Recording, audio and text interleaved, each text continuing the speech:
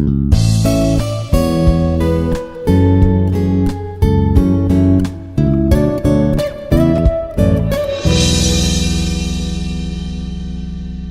everyone, myself Dr. Lakshmi Prasad, working as an associate professor in the Department of Data Science in Institute of Aeronautical Engineering, Hyderabad. In this video, I'm going to discuss about what are the fundamentals of R programming. So, very first thing is that data types. So, data is going to specify what type of data it is. So, for that, R is going to be have maintain five basic or atomic classes of objects. So, for that, in that character and then numeric real numbers, integer, complex, and then logical. So the most basic data type we are going to be used in R programming is the vector. And vectors is the nothing but it should be in homogeneous container. That means it contains elements of all the same type. Okay, so the R is going to maintain five basic and atomic classes of objects. So in the first one is that character, and then numeric, integer, complex, and logical. So these are the various data types we are going to see in R programming. And most basic object is the vector, and these vectors are going to be an homogeneous container, so which is going to be whole elements of the same type. And next one is that numbers. So by default, the numbers are nothing but the object of class numeric. So if I want to explicitly want to declare an integer, so you need to specify L here. Suppose if I'm going to specify any number, some 32 or 42, like this, or 19. So I have to explicitly specify that should be an integer. Then I have to represent the L should at the end of the number.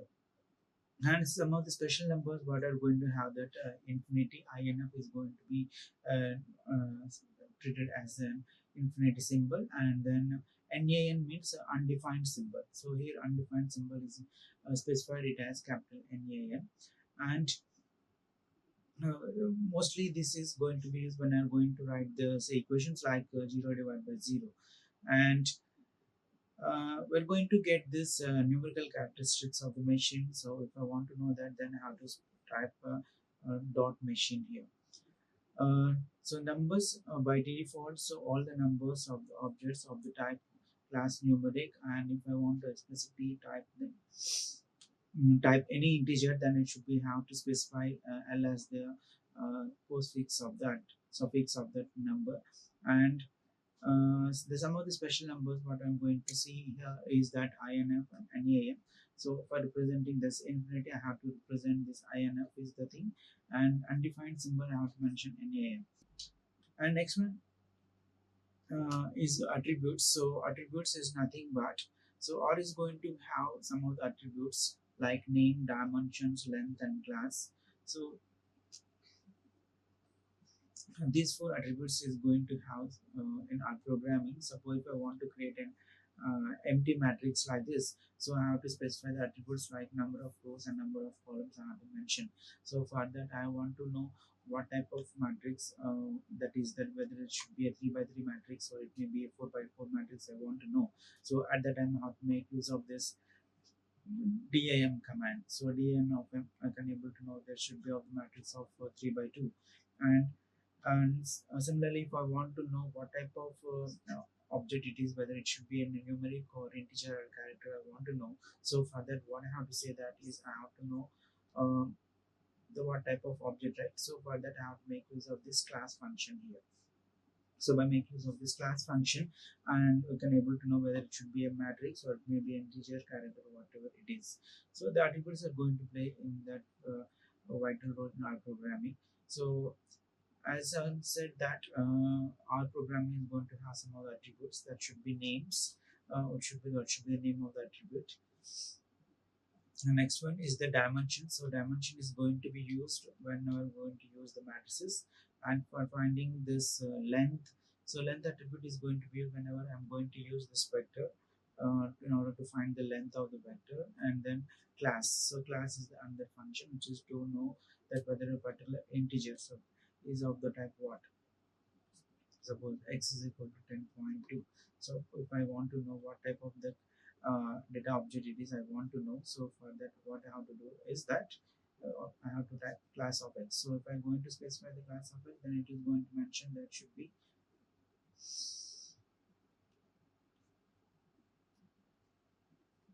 numeric data type. Then evaluation of arithmetic expression. So whenever the complete expression is going to be entered at the prompt, so it is going to be evaluated some based on arithmetic precedence, uh, where this assignment operator is going to be used here. And in our studio, if I want to know the tip for alt plus or minus, and for in Mac I have to mention option plus or minus. So this should be the keyboard shortcut in our studio. In Windows and Linux, it should be alt plus or minus, whereas in Mac it should be plus or minus. Suppose I'm going to assign x value as 42. So if I want to type x, then it should be automatically printed what should be the value of x here. And if you want to explicitly printing it, then I have to make use of this function print of x. Okay, and it is going to specify what is the value of x here. So like this, we are going to be know this value of, suppose I'm going to write x is equal to 42 and y is equal to 2 and z equal to x plus y. So if I'm going to type z, so what should be the value of z? It should be 44. Suppose we want to print what should be the value of x, then I have to write so print of z, then it should be going to print that should be 44. And next one is that sequence. So we are going to generate the sequence of numbers from 1 to 10 or 20 to 55. I want to generate the sequence of numbers, right? So in that cases, so I can able to generate those kind of sequences in our programming. So for that I am to write, so x is equal to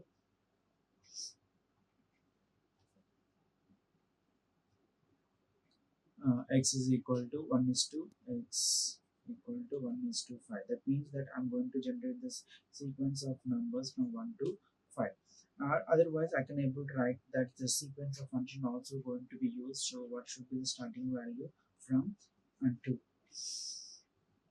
uh, by is the under attribute I'm passing with the difference of 2, so that initially it should be 0, 0.0, with the difference of 2 it is going to be printed. So 0, 0.2 and 0, 0.2 plus 2 how much? 0, 0.6, 0, 0.6 plus 2 and then 0, 0.8 plus 0, 0.2. So I'm going to get, so this like this I can able to generate the sequence of numbers uh, from starting to ending number in our programming by making use of this colon operator. Where you can able to specify the starting value and then ending value, or otherwise I can able to make use of this sequence function as well. So with the attributes like what should be the starting value and what is the ending value. Suppose I'm going to generate a sequence of numbers, so through the sequence of function from 10 to 15 by 3. So by equal to 3, with the difference of 3 I want to generate the sequence of numbers from 10 to 30. I want to generate, so what should be the sequence of numbers from 10 to 30 with the difference of 3 means, so 10, 13, 16, 19, 21, 24, 27 and then 30. So like this I can able to generate the sequence of numbers here. Next one is that vectors. So the vectors is going to provide in our programming by makers of the function like cof. So it should be mean that it should be concatenation function. It should be used to create the vector of objects. Suppose I want to create a numerical vector, so I can able to write, so x is equal to c of 0 0.3 and 0 0.5. So this should be a numerical vector of value 0 0.3 and then 0 0.5. And logical is the under vector, so it is going to have either true or false. And similarly I can also specify in this form like either a representation of true it should be t and then false it should be represented as f. In this form also I can able to represent it. And similarly, if I want to create a character vector, so I can able to create that uh, is that a b c. So which is going to specify either in double quotation should be a character vector, or I can able to specify in single quotations also a character vector. And similarly, I can able to create the vector of complex values like 1 plus 3i and then 2 plus 5i like this. This should be the example of the complex vector. And then using a vector function is going to be used. So this is another way. So vector of numeric. So what type of vector values I'm going to generate, and what should be the length of the vector I want to specify. So here by making use of this vector function, I can able to generate, or I can able to generate through this concatenate function like C of or vector of. And next one is that mixing objects. So mixing objects means, so in many of the programming languages, this mixing objects is not possible. So in our programming, if I came that, so one should be the floating point value, another is string, or one is boolean, and another is integer. Like this kind of combination also possible in our programming. Okay, suppose if I'm going to take a y value, so I'm going to create a vector 1.7, and then character string I want to write as a. So this is the one of the combination, or I can able to write. So C of one is boolean,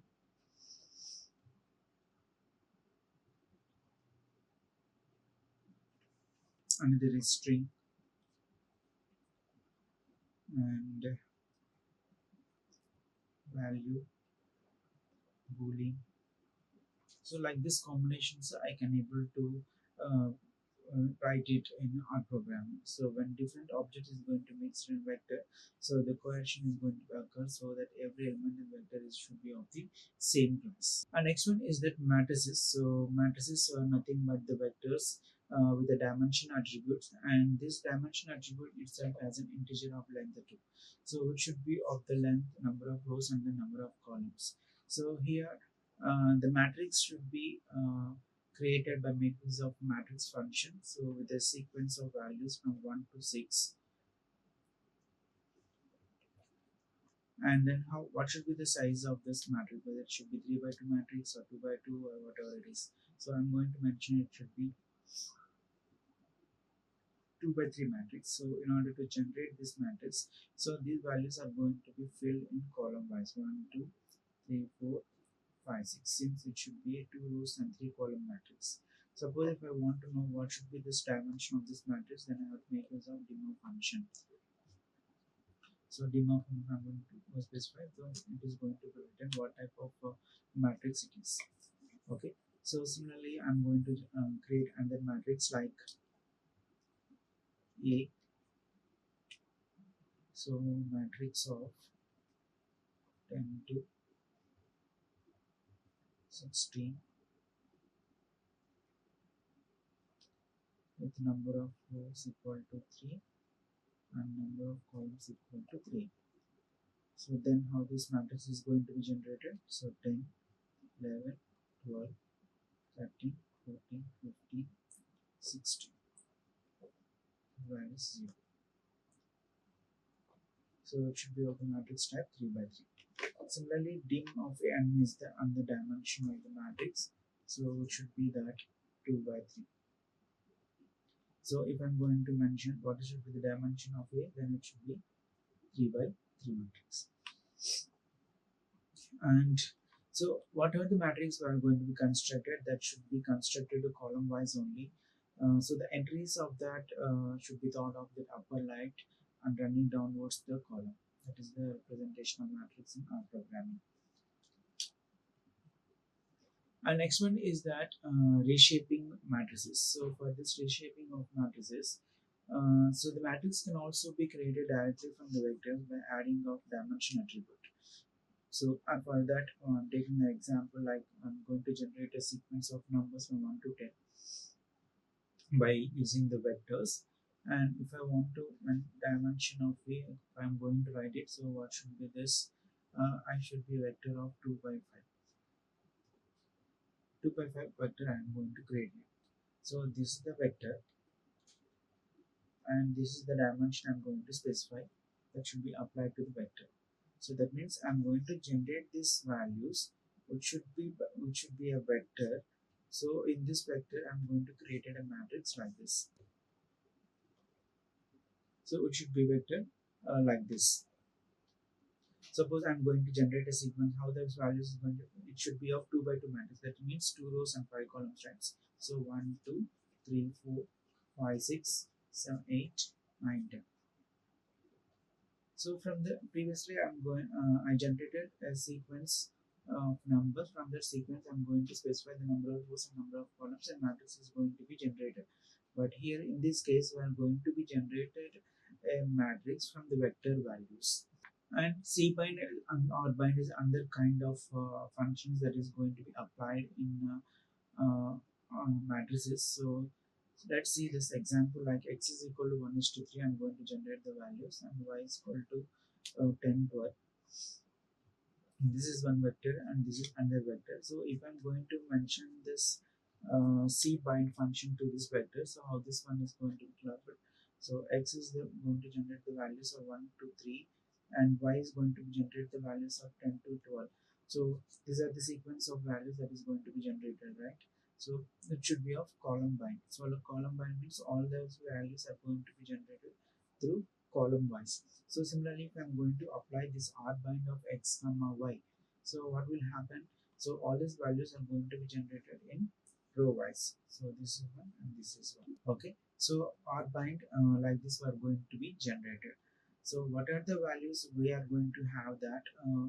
Those vector values is going to be combined either column wise or row wise. So I have to make use of this C bind if I want to perform in column wise.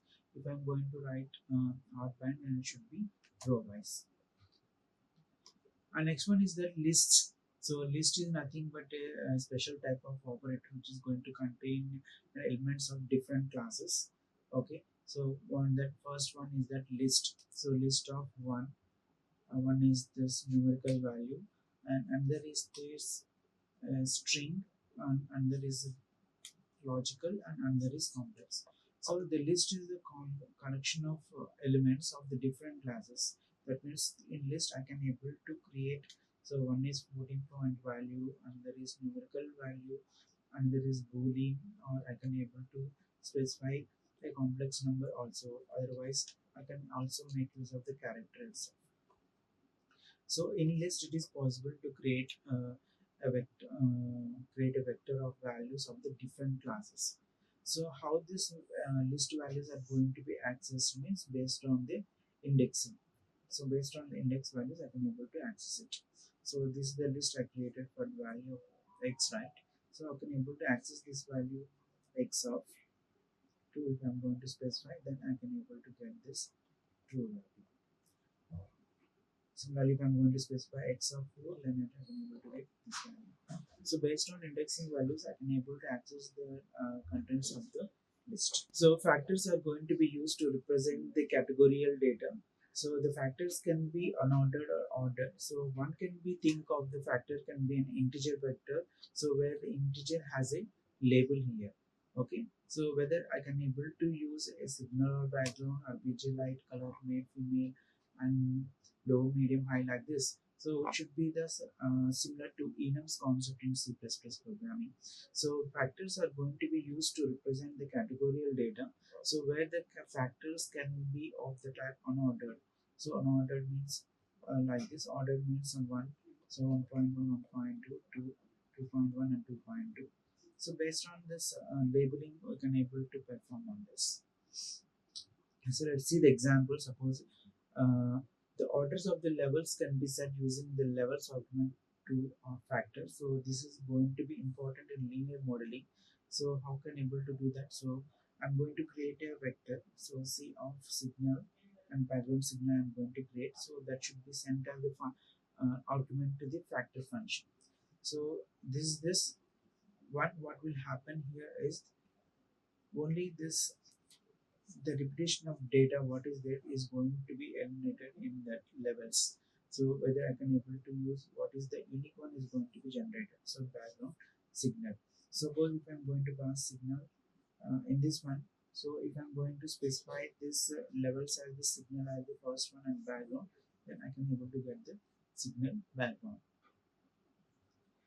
So here, if I want to know this unclass of x function, then what will happen is that, so what should be the vector values and what is the attribute levels and what is the values in that one also I can able to get it through by use of unclass function.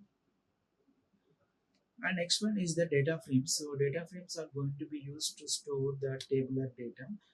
like pandas, how the data frames are similar to the root and tuples. So data dot frame of FO is 1 is to 3, that is going to be generate the sequence of values, and bar is that should be the vector of values of logical values. I'm going to take it out. So this means the data frame is going to be used to generate the tabular values, how the table looks like. Okay, so in that fashion means then how to make use of this data frame. So one is that one vector is going to generate the sequence values, and another vector name is that bar, so I'm going to generate the boolean values. So if I want to access what is the column names of the particular table, I want to know or particular the names of the particular variables I want to know, then I have to make use of column suffix. So if I'm going to write this column suffix, so what is the column names of this, I can able to get it out. Similarly, if I want to know what is the row names, this one I want to get, so I can able to type, I can able to mention this row names of X. So in order to get this in the table, what are the headings of this column I want to know. So at that time I have to write column names. Similarly, if I'm going to know what are the row indications, then I have to write row names. So like this, you can able to extract the column names and then row names what I specify in the table that should be implemented through the data frames. Next one is names. So our objects are also going to have the names. It should be very useful for writing this readable code and self-describing objects. Suppose if I'm going to generate a sequence of numbers from 1 to 3, so I want to assign the names to the values of the vector. So I can able to assign, so by make use of this names function. So names of X. So I'm going to generate the sequence of values 10, 20, 30, 40, X. So for this I want to provide some heading values to these values. So what I want to provide the names to these values. So this is X value, this is Y value, this is Z value, and this is as result I want to write. So I can able to write. So for this initially I'm going to create a vector. So 10 is to 40, and names of this one as names of A. So I have to create a vector X, Y, Z, and then result. So like this I can able to generate a names to the vector values. So similarly, how can able to generate names to the matrices. So suppose I'm going to create a matrix, the values 1 to 4, which should be of the type 2 by 2 matrix. So 1, 2, 3, 4. So for this I want to specify what should be the column names and then row names. Column names and row names I want to specify. So how can you able to write it? So dimensions of M, that should be list of AB, and another vector is CD. So this is the list of R1 comma R2, and this should be this list of C1 comma C2. Okay, so based on this, so number of rows I created is 2. So what are those two?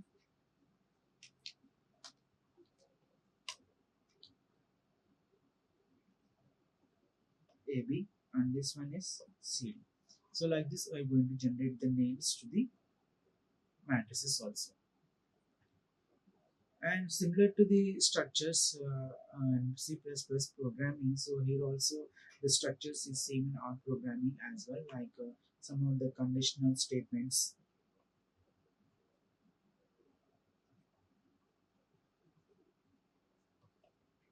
like if, else, if else, and the loop statements in programming languages like for, do, while,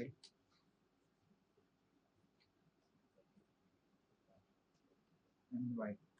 So these are the some of the conditional control structures what is familiar in C++ programming. So here also the same in R programming as well. Suppose if I want to generate the sequence of values with letters in R programming, so now can able to write. So for I equal to 1:5, so print the letters of I. So letters of uh, I is going to take the values from 1 to 5. So A, B, C, D, E. Okay, so this and all the concepts will be same in R programming.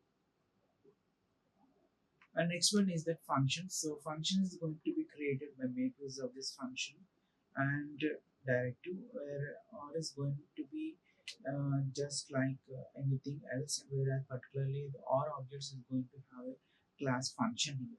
So up to this we are going to see in many other programming languages. So extra thing what I have to do this is this one is going to be assigned to the particular object, my function. So this is the object where I'm going to be assigned. Suppose in C program how can I able to write? I'm going to write a function like this, right? So this one is going to be assigned to particular variable. So that is the only difference is going to be obtained in R programming. So the functions in R programming are the class object, which means that they can be treated much like an other R object only. So the functions, there are different categories of functions like function called by value and called by reference. So similarly, different types like function with arguments, without parameters, with arguments, without parameters, like the four combinations are there. So all those concepts should be similar in our programming as well. So the functions that can be passed an argument to the function, and functions can also be nested so that we can able to define the function inside another function, and we can also return the value of the function in the last expression of the function body that is going to be evaluated.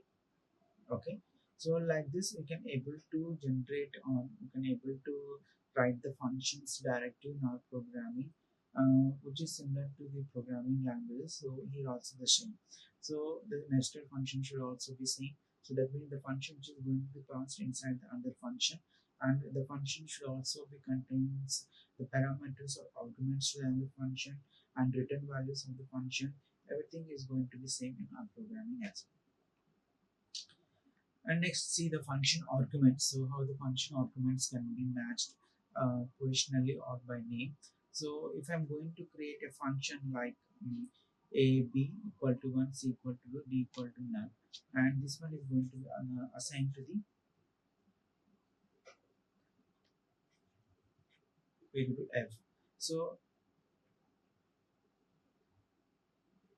if I'm going to use dot main, so it should be indicate that variable contain number of argument to pass the inner function. So examples of my plot is the variable. I'm going to create a function x, y type, and then some other parameters that is there in the function, and then plot of x, y, and then type. So this dotted is going to be indicate the variable number of argument that is going to pass to the inner function. So this one is going to be useful when the number of arguments are going to be passed to function that cannot be known in advance. And inspecting the function implementation. So how the functions is going to be wrote means. So my plot is the function, right? So what should be the body of that one? So in this one, the function, and these are the parameters of the function, and this should be the body of the function. So we can able to make this as a parenthesis from the function to see the implementation. Suppose if I'm going to call the function like call of x, y,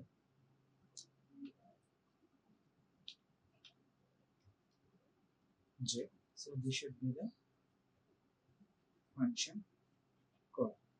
So when I am going to write the body of the function like out of x, this parenthesis is c, so then it should be the function body or